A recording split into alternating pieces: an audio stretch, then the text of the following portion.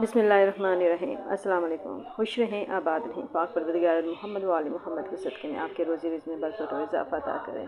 आज जो रेसिपी मैं आपसे शेयर करने लगी है वह लौकी और चना दाल। ये लौकी चना दाल आज मैं एक नई स्टाइल से बनाने लगी हूँ। तो इसके लिए मैंने यहाँ पर तकरीबन आधा किलो लंबी वाली लौकी ली है। तो उसको मैंने अच्छी तरीके से छील कर उसको धोया और इसके क्यूब्स मैंने काट के रख लिए हैं।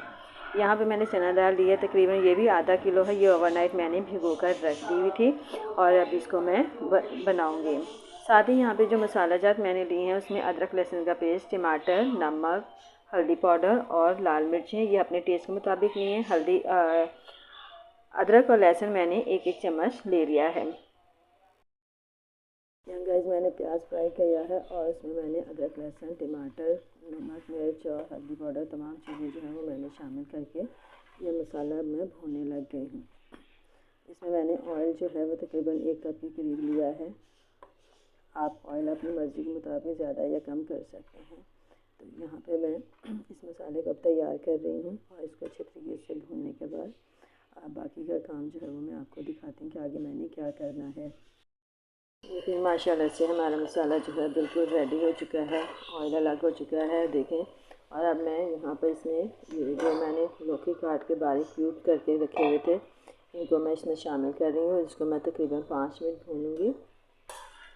देखें कितना खूबसूरत कलर लग रहा है इसका, ग्रीन है, रेड, येलो भी बीच में आ रहा है।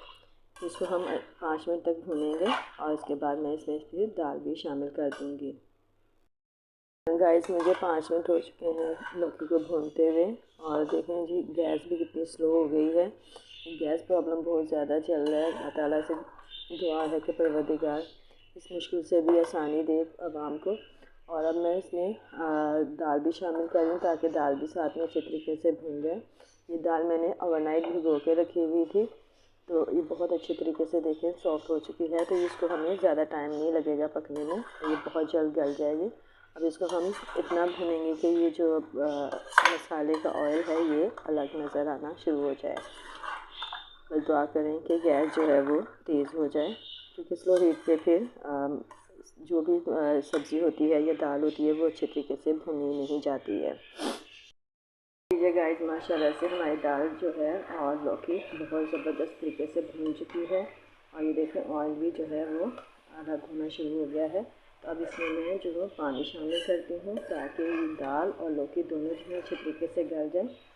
और ये आज एक डिफरेंट तरीके से मैं इसको दाल लौकी को बना रही। इससे पहले भी मैंने लौकी दाल की रेसिपी जो अपने चैनल पर डाली हुई है, तो वो मैंने एक अलग तरीके से बनाई है। ये एक तरीका थोड़ा मैंने चेंज किया है, तो मैंने कहा चलो इस तरीके से बनाते हैं ताकि लोग जो है रोटी या चपाती के साथ पराठे के साथ अच्छे तरीके से इसको खा सकें। तो इसको हम पूरा गलाएँगे नहीं। ये देखिए पानी पहले मैं आपको बता दूँ कि पानी मैं इसमें थोड़ा सा शामिल करने लगी हूँ और पानी इसमें इतना ही शामिल करना हमने कि ताकि दाल और लौकी बहुत अच्छे तरीके से गल जाए। और हमने इसको मैश नहीं करना है, ये एज़ इट इज़ ऐसे ही रहेगी। बस शर्त ये है कि ये दोनों चीज़ें गली हुई हैं। तो ये तरीका जो है हमें हर तरीके से जो है ना अपने रेसिपीज़ को बनाना चाहिए। कौन सी ज़्यादा मज़ेदार बनती है, तो ये वाली रेसिपी जो है इंशाल्लाह मुझे पूरी तवक्को है कि आपको पसंद आएगी और ये बहुत मज़ेदार हमारी ये रेसिपी तैयार होगी। तो अब इसको मैं इतनी देर तक पकने के लिए छोड़ दूँगी जब तक कि ये दाल और लौकी अच्छे तरीके से गल नहीं जाते हैं। गाइस अब मैं चेक करने लगी हूँ कि आया हमारी दाल और लौकी गल चुकी है। तो ये देखिए माशाल्लाह से बहुत अच्छे तरीके से हमारी दाल और लौकी जो है गल चुकी है। और ये देखिए माशाल्लाह से बस हमें इतना ही रिक्वायर्ड है। ये परफेक्ट हमारी ये जो लौकी दाल है वो रेडी हो चुकी है। तो अब मैं इसमें आखिर में हरा धनिया और 5 से 6 अदद हरी मिर्चें जो है वो शामिल करूँगी।